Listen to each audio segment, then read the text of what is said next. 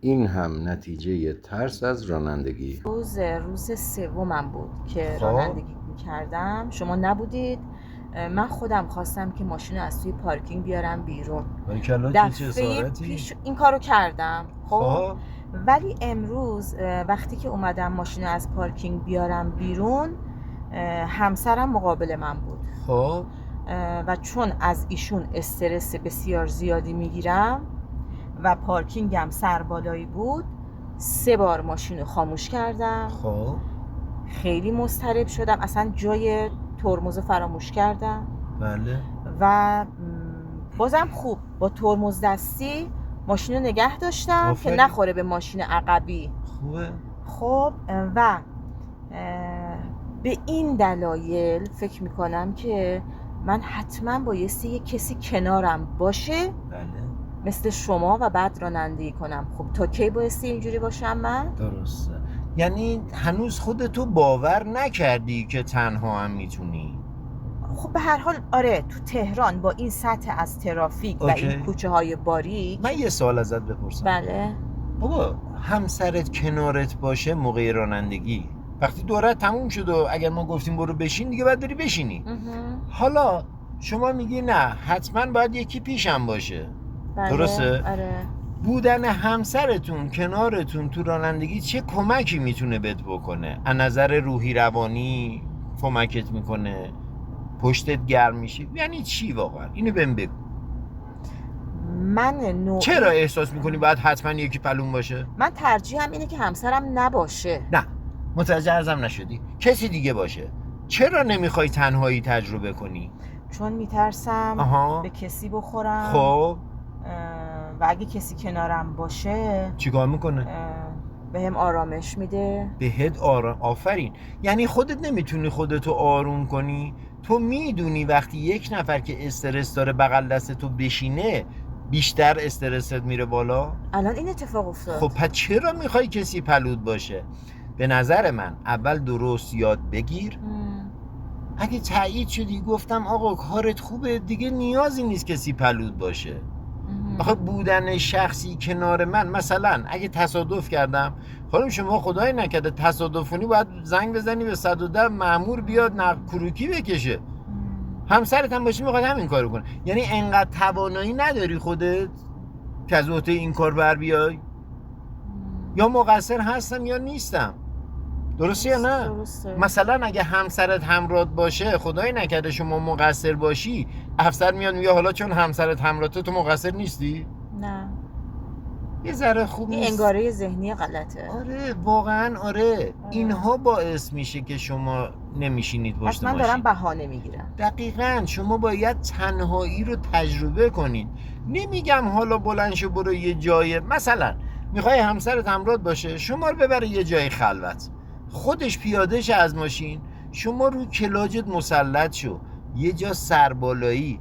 ببین شما اون جلسه قبلا بهتون گفتم شما تو سربالایی واقعا مشکلی نداشتید، تو ترافیک قشنگ اومدید اون یه تیکه سربالایی پل همتو. بله. درسته یا نه؟ درسته. بعد الان چرا این سربالای پارکینگ رو نتونستی؟ خب افکارت به هم ریخته. آره افکارم به هم ریخت. اینجا بهش فکر میکردی، شما نگران این بودی که عقب نره ماشین. این نگرانی نمیذاره کار خودتو انجام بدی، ولی اونجا اصلا نگران این چیزا نبودی شما. ولی این که ترمز دستی رو کشیدم و ماشین رو متوقف کردم کار عاقلانه ای بود، ولی اگه پاتو میذاشتی رو ترمز خیلی ساده تر بود. بعد دست پاچه شدم اصلا یادم رفت ترمز کجاست. بعد یه خورده هم برای این چالش زود شروع کردی شما.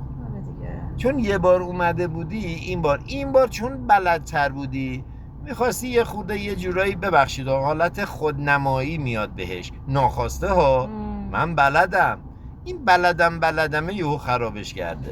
درسته. میتونه خیلی چیزا میتونه اما اینا دلیل بر بلد نبودن تو نیست. این یه کار فنیه بابا، شما بلدش شدی. درست. باید تمرین بیشتری کنم. تمرین بکن. ولی این که مثلا بالفرض مثال بودن کسی دیگه باعث شده که تو ترمز فراموش کنی. آره. بلد نمی کنی این کارو. خیلی خوب، قشنگتری نیستش که من دیگه اصلا کسی پلوم نباشه؟ چون کاری نمیتونن بکنن واقعا. ماشین تو این بنده خدا که اینجا میشینه کنار تو، نه ترمز زیر پاشه، درسته؟ هیچی نیست زیر پاش، اون خودش استرس میگیره و همون استرس رو به تو انتقال میده. کافیه فقط بهت بگه بپا، ببخشید اونجاست که دیگه تو همه چی رو فراموش میکنی. ولی وقتی خودت هستی بهتر تصمیم میگیری که چی کار کنی. خودتی، کسی نیستی که مزاحمت برات ایجاد کنه، افکارتو به هم بزنه.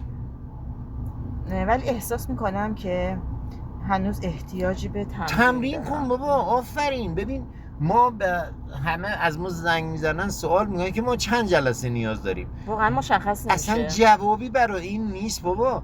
من اگر بگم ایرادامونو متوجه میشیم بعد خودم من دارم شما به من میگین شما اوکی هستین، خب آفرین. ولی خودم دارم میگم نیستم. احسن، دقیقاً همینه. ببین بابا وقتی به ما زنگ میزنن میگن ما چند جلسه نیاز داریم، تو جامعه ما اگر بگم بابا بیشتر تمرین کن، بعضیا میگن آقا این به فکر جیب خودشه. دقیقاً. اگر نگم خب در حقش ظلم کردم.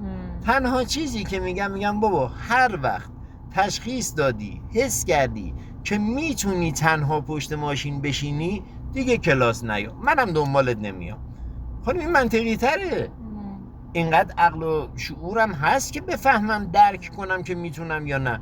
کسی نباید اینو به من بگه.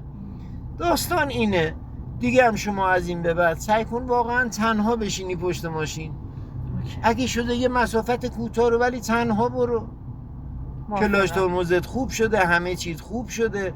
به قول خودت تنها از پارکینگ بار اول اومدی بیرون. جلسه اول که تموم شده. بعد این سری که با ماشین خودت هم رفتیم، تازه بهش هم مسلط شدی. خودت هم میدونی چه جاهایی رفتیم. چرا واقعا باید من یه دفعه هنگ کنم نتونم بیام بیرون؟ خب علتو پیدا کنیم. بودن همسرت. دقیقاً. بعد اصرار داری دوباره پلود باشه، تنها نباشی. اشتباهه. دختر اون کسی که این عقلو به من داده خودش مراقبمه. ما هیچ وقت هیچ کجا تنها نیستیم. این اشتباه ماست که فکر میکنیم تنهایی میترسیم. خدا همیشه با ماست. همه بنده هاشو مواظبه. درسته. شما اینو بیخیال شدی، اصلا به این فکر نمیکنی که خدا مواظبمونه.